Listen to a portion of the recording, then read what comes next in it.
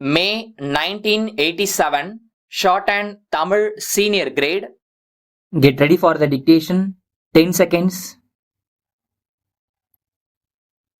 5 seconds.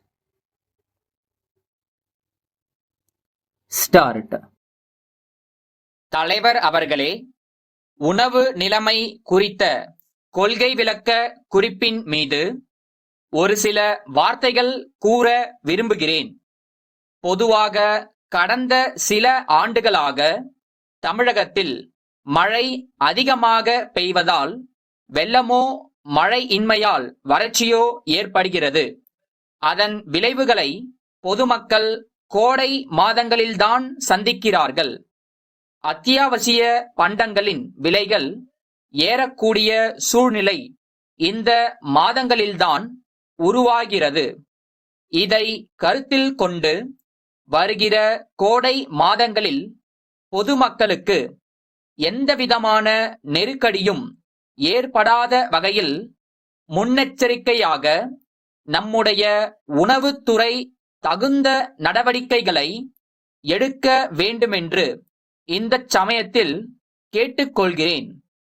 தற்சமயம் தஞ்சை மாவட்டத்திலும் திருச்சி மாவட்டத்தில் சில இடங்களிலும் விவசாயிகளிடமிருந்து கட்டாய கொள்முதல் செய்யப்படுகிறது. பொது விநியோக முறையின் கீழ் ஏழை எளிய மக்களுக்கு அரிசி கிடைக்கவும், சத்துணவு திட்டத்தை நடைமுறைப்படுத்தவும் போதுமான அரிசி கையிருப்பில் இருக்க வேண்டியது மிகவும் அவசியம். ஆகவே அரசு தற்போது மேற்கொண்டுள்ள கட்டாய நெல் கொள்முதல் திட்டத்தை நான் வரவேற்கிறேன்.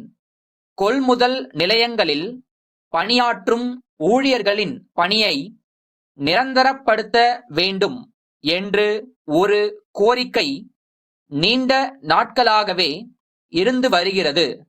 அந்த கோரிக்கையையும் அவர்களுடைய மற்ற வேண்டுகோள்களையும் அரசு பரிவுடன் பரிசீலித்தால் அந்த ஊழியர்கள் தங்கள் பணியில் ஊக்கத்துடன் ஈடுபட உதவியாக இருக்கும் என்பதை இந்த நேரத்தில் தெரிவித்துக் கொள்ள விரும்புகிறேன். நமது மாநிலத்தை பொறுத்தவரையில் அரிசிக்கு அடுத்தபடியாக பருப்பு முக்கிய உணவு பொருளாக இருக்கிறது. பருப்பு இல்லாமல் கல்யாணமா என்று ஒரு பழமொழி தமிழ்நாட்டில் வழங்கி வருகிறது. முக்கியமாக அசைவ உணவு சாப்பிடும் பழக்கம் இல்லாதவர்கள் பருப்பு வகைகளை அதிகம் உணவில் சேர்த்துக் கொள்வது அவர்களுடைய உடல் நலத்திற்கு நல்லது என்று மருத்துவர்கள் கூறுகிறார்கள். பருப்பு சாகுபடியை அதிகரிப்பதற்காக நாம் ஒரு சிறப்பு திட்டத்தை நடைமுறைப்படுத்தி வந்தாலும் கூட நமது தேவைகளுக்கு நாம் இப்போதும் வட மாநிலங்களையே நம்பி இருக்க வேண்டிய சூழ்நிலை இருக்கிறது. ஆகவே நாம் ஒரு விஷயத்தில் முன்னெச்சரிக்கையாக இருக்க வேண்டியிருக்கிறது. துவரம் பருப்புடன் அதை போலவே தோற்றம் அளிக்கிற ஆனால் தீராத வியாதிகளுக்கு காரணமாக இருக்கிற வேறு ஒரு பருப்பு வகை கலப்படம் செய்யப்படுகிறது. அவ்வாறு கலப்படம் செய்யப்படுவது வட மாநிலங்களில் சில இடங்களில் கண்டுபிடிக்கப்பட்டிருப்பதாக பத்திரிகைகளில் செய்தி வந்திருக்கிறது. இதை மனதில் கொண்டு உணவு பொருள்களில் குறிப்பாக பருப்பு வகைகளில் கலப்படம் நடைபெறாமல் கண்காணிக்க அரசு எல்லாவிதமான நடவடிக்கைகளையும் எடுத்துக்கொள்ள வேண்டுமென்று கேட்டுக்கொள்கிறேன். அடுத்து, உணவகங்களில் வழங்கப்படும் உணவு பொருள்களின் விலை நாளுக்கு நாள் உயர்ந்து கொண்டே போகிறது. விலை குறைக்கப்பட்டால் தரமும் அளவும் குறைந்து விடுகிறது. இதற்கு நடவடிக்கை எடுக்க வேண்டுமென்று கேட்டுக்கொள்கிறேன்.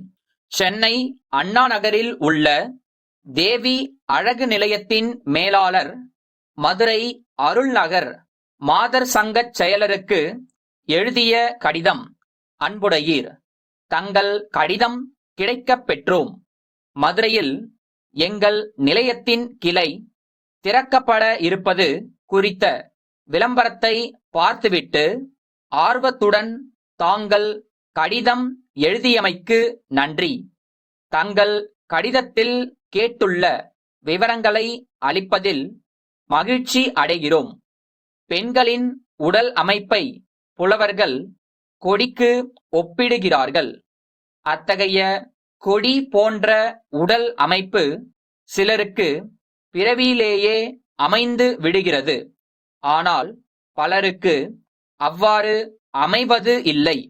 அவர்களும் சில பயிற்சிகளின் மூலம் பொலிவான தோற்றத்தை பெற முடியும். ஆனால் இன்றைய பரபரப்பான உலகில் பெண்களுக்கு அத்தகைய பயிற்சிகளை செய்ய நேரம் கிடைப்பதில்லை. எனவே எளிய முறையில் சீரான உடல் அமைப்பை எல்லா வயதினரும் பெற எங்கள் நிலையம் முனைகிறது. எங்கள் எளிதான முறைகள் விஞ்ஞான பூர்வமானவை.